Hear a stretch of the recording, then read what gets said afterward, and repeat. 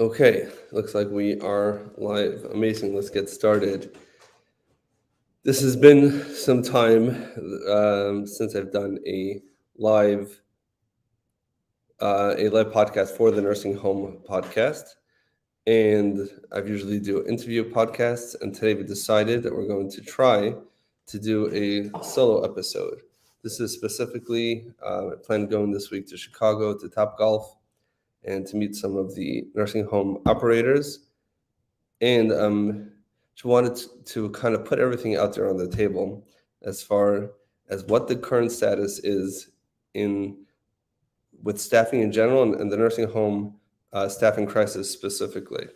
So and the goal is to walk out of this short broadcast with 5 specific tips that you can implement today in order to help your facility with your staffing and recruitment efforts. And just make sure that this is indeed live, and it looks like that it is, which is great. Okay, hold on, just checking a couple of things here.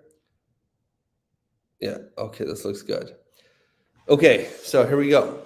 Welcome to the Nursing Home Podcast. Welcome to this live broadcast of the Nursing Home Podcast, a podcast where nursing home administrators, professionals, and others go to find up-to-date and current information about the nursing home industry. In this episode of the Nursing Home Podcast, we are going to discuss staffing and recruitment. Staffing and recruitment is a very painful, challenging subject. Here at Quality Recruit, this is something that we deal with all the time. It's not a secret. And I wanted to share some of the feedback from working with lots of clients and some practical things that you can implement today in order to be successful with your recruitment and your staffing in your nursing home. So let's start from the very beginning. If we start, just look at the problem. Let's just clearly identify what the problem is. So we know that pre-COVID, a couple years ago, staffing has always been a challenge. But we've never seen the challenge to be quite like it is today. Today, instead of CNAs coming in and being happy to have the opportunity to interview, and nurses, and really up until and including administrators, directors of nursing, everybody really, people would be appreciative for the opportunity to interview, would prepare professionally for that interview, and would come in and would be happy if they're offered a rate. And it's completely flipped, where a CNA will come in and say, I want $25 an hour, or I'm going down the block. And the reason why they can do this is because they will get more down the block. And if they end up working down the block and then you offer a little bit more, they'll come back to you. So it seems like the loyalty is completely gone. The ability to afford consistent staffing seems to be almost unattainable.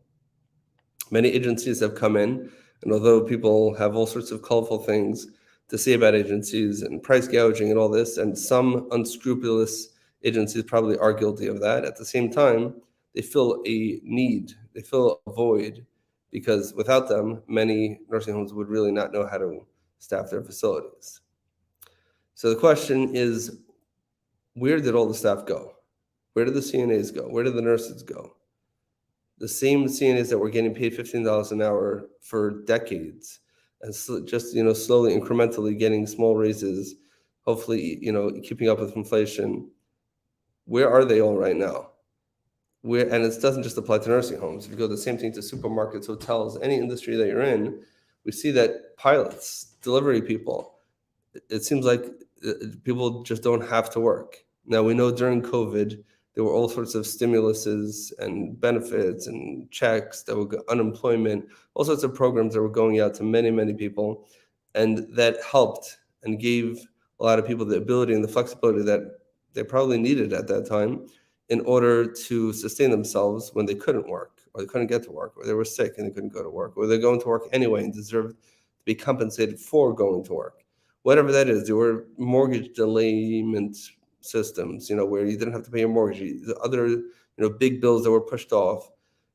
And that's all fine and true. But the question is, that stuff really is yesterday. That stuff is something that happened but it's not something that is still current. That's not something that still happens now. And to the best of my knowledge, and I spoke to a lot of people about this, most of these things are done. So how are these people making ends meet? That is something, I'll just say straight out now, something we are not going to resolve in this conversation. But I would love for feedback on this. If you have any ideas of what the solution to that might be, or even just not the solution, to understand how that is the way it is, love to hear about it. Okay, moving right along. So now practically, none of that really matters, because at the end of the day, we got to staff nursing homes, regardless if we understand why we have the challenge or not. So how do we be successful in staffing our nursing homes today with this current challenge? So the number one thing, at least that I hear when I ask, potential clients or prospects, about what they're doing and how they think they're going to be different, is culture. COVID had everybody reevaluated. Life is short. It's not worth working in an environment that's not healthy. It's not worth doing something they're not passionate about. There are things more important than just a good job. So people are very into culture. We want to make sure that we are working and doing something that we care about, an environment that we care about, an environment that we feel cared for. So it's true, it's easier said than done. If there was a culture that truly valued every single employee and really took the time to understand each person's trajectory and what they want to do professionally, it would certainly help. But at the same time, is that really happening? Is that even practical? Do people even know what that means? Are there any facilities that are doing this correctly right now? Probably some, but not too many. That's certainly not an easy fix, and that may require an outside agency or a company or somebody to come in and take a hard look, understand the core problems, and implement some changes. But you can begin slowly, one step at a time. Meet with your team and see what do you think the culture is, and don't armchair analysis this. Call in 3 CNAs and ask them how they feel about the culture. The ones you could speak to the ones that will be honest with you. Do the same thing with nurses, housekeepers. Find out from them what they think, because what we think is going on and what they think is going on many times is not the same thing. But if you can get that down pat, you're giving people a reason to want to stay. They feel like they're family. They feel like they're supporting each other. They feel like they're there for each other. That's number one. Culture is a real thing. Okay, second point, rates. When we talk about rates, everyone's adjusting their pay rates, and everyone has to be competitive. You don't have to be paying the most, but you have to be paying at least similar to other places, so that they can't say, I'm not going to work for you because your rates are terrible.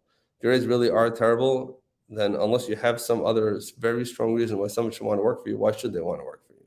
So really, it means taking an honest look at finding out if your rates are competitive. How do you do this? I found that most facilities, at least on like the business office level or HR level, if you share their rates, they'll share. If you share your rates, they'll share their rates. And be honest with them. Say, listen, we understand that we're competing for the same staff, or you don't even have to speak that out. You can just say, we're doing an analysis of staffing, in the area, and we want to make sure that we're paying competitively. Do you mind sharing your rates? And I'll tell you what we're paying. And you share as much as you want to share, in order to find out if you're really paying the rates that you should be paying. And then if you find that you're not, you may have to make an adjustment across the board. Now, that could be a significant investment, especially if you have a decent sized staff.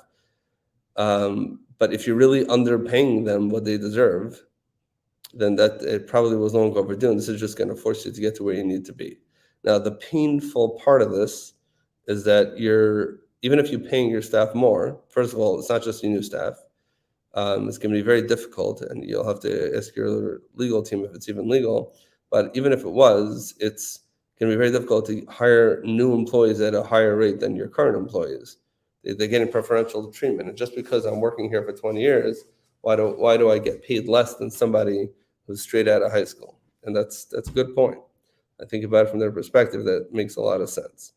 The challenge with paying too much is that, for the most part, the government has not adjusted reimbursement to nursing homes based on the cost that there is to adjust the rates. This has always been a problem, but especially now, there's been a major increase in rates, and many people are just climbing and climbing and climbing, almost competing with agencies. That itself is a problem, and you have to be very careful with it. And you have to, crunch the numbers and make sure that it's sustainable. So that's the second thing about the rates. But at the end of the day, if your rates are garbage, if your rates are not what they should be, if your rates are worse than everyone else in the area, why should they want to work with you? I would say number three, and truth is this, I'm saying number three is really number one. And this is, there needs to be a mindset shift for any operator. And when I say operator, I mean owner, regional, administrative, director of nurses, HR, business office, and anyone who's doing any hiring for nursing homes in regards to the concept of recruitment. Because recruitment used to be one of those things that HR or the BOM used to do. And it was just, there's leave of absence, legal stuff that has to be done, and maternity leaves and payroll processing and scheduling. And another thing was recruitment, because we know that the normal way a nursing home goes, people come, people go. So someone has to manage that process and always be constantly hiring so that you have enough people to take care of the residents. That can't be and it used to be pretty much like a one-person show. And whoever that one person is, maybe they work with the DO and work with the administrator, but that has to change. And I think the best way to explain it in nursing home terminology is we have to start treating recruitment like census.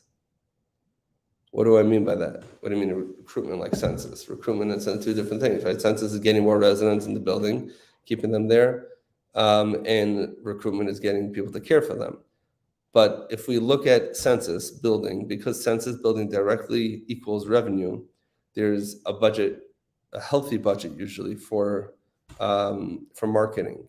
You have highly compensated individuals whose entire job is to develop relationships with the hospital case managers, to go to the local community organizations, senior centers, any other place where independent living facilities, assisted living facilities, any other place where seniors or their adult decision makers may hang out, in order to develop those relationships in the hope that, of course, if it's today or tomorrow, that's great, but eventually they'll remember that, golden whatever,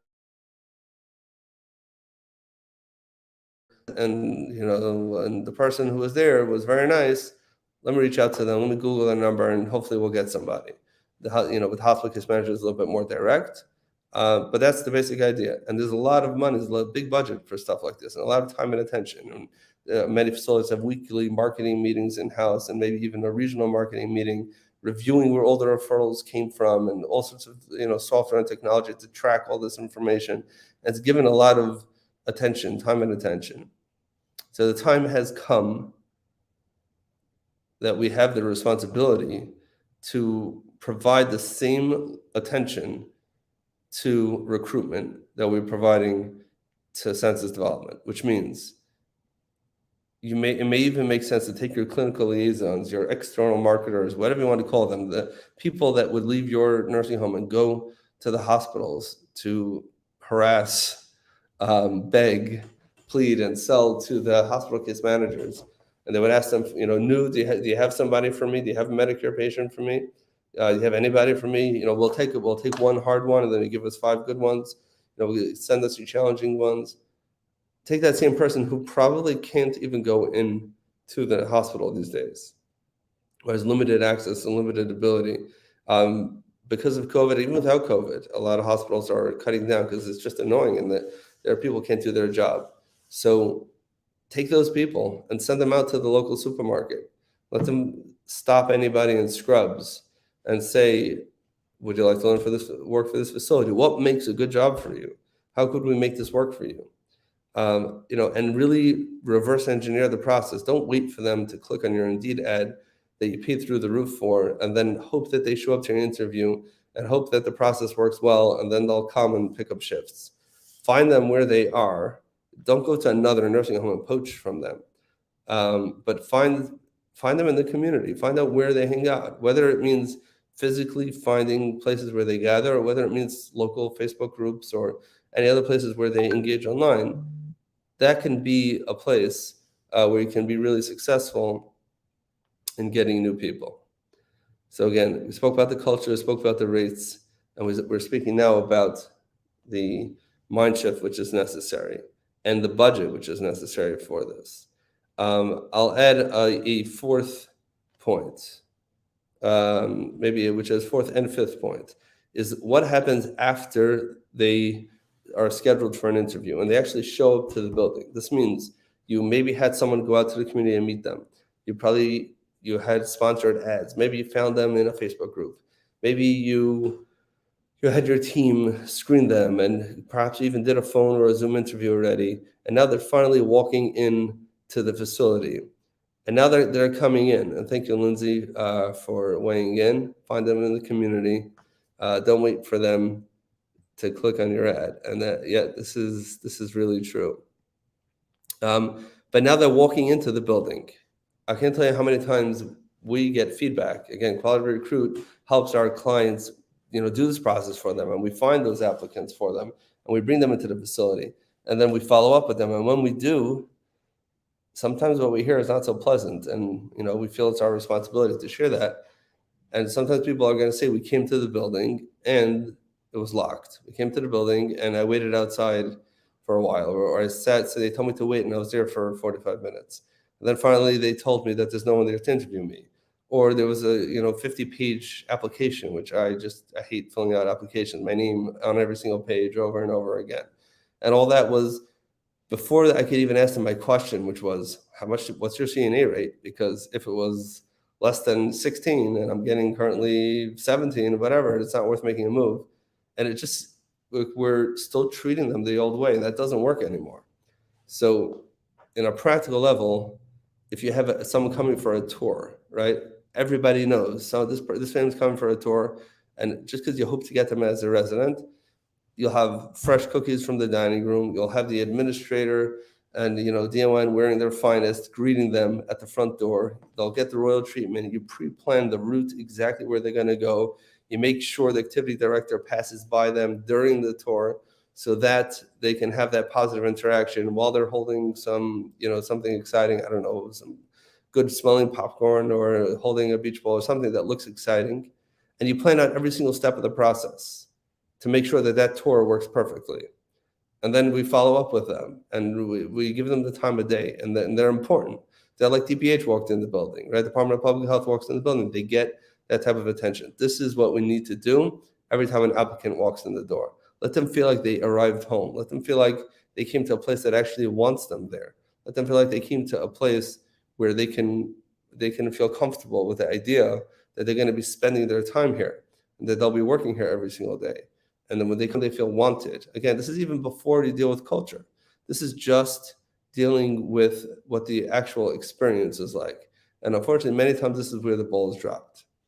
I'll say one more thing that we've seen is that when someone is finally hired and the interview went well, they offered the job was accepted. Now they're waiting to be called for orientation. A lot of times the ball's dropped there. Just that extra communication. If orientation's in a week, so reach out to them 2 days later, 4 days later, 6, whatever it is, the day before orientation. Keep the relationship alive so that they'll continue feeling like this is, they really want us. And again, some of these things could be automated. It doesn't have to be a whole overwhelming thing. I know how challenging it is on the operations side internally. It's not so simple, easier said than done. It's not like you have somebody who could sit there, which I know I said I'll say 5 things, and I believe we're already past that. But one bonus thing I'll tell you is maximize the receptionists. So many times the receptionist is like awesome resource within the facility. The social worker is overwhelmed.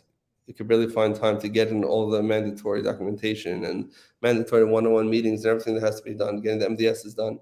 You have the admissions person many times is overwhelmed. You have the administrator, the ON, all the department heads, the nurses, they're overwhelmed. The receptionist many times has a lot of downtime. And many times they use that time wisely. And they are doing crossword puzzles and Sudoku and Instagram and all sorts of important things. They don't have blocks of uninterrupted time by the very nature of the job. They're answering the phone, they're opening the door, closing the door, taking out the smokers, and doing all different things. But there's a lot of downtime in between where they can get a lot of small tasks done. and they can really be helpful with the recruitment process, whether it means calling people, making calls, reminding people, here's a list of people you need to call today. Even more importantly, they have to be trained that when somebody walks in and says, I have an interview, don't question them. Even if they're lying and they don't have an interview, give them an interview. They made a mistake, whatever it is. They're there, they have to be treated like royalty. Stop, sure, have a seat. Immediately track down who's the person who would interview them. If that person's not there, please have somebody else interview them. Now, sometimes the HR person, is sick. Okay, no interviews for a week. No way. Can't do that. So if the HR person can't do it, someone else is going to do that interview for them. Okay, there's a lot more to talk about, but just a quick recap here. And actually, before we do that, we'll just say like this. Other than creating people from thin air or bringing people in from overseas, just creating a bigger pool, a bigger pie, that would be a real solution here. But now we're talking about managing within the crisis and being successful, even with the pool being what it is. So number one is really taking culture seriously, which it may mean bringing in some outside assistance for this, but it should start without that. Take a deep dive, understand what your culture is, have some real honest conversations about that, and make one small change in the right direction so that people actually want to work in your facility. Number two, look at your rates. Don't adjust your rates to agency rates, but make sure you're not below average, because if you're below average, you have to give a very strong reason why someone should want to work for you. Number three, mindset shift. Understand that recruitment is as important as census.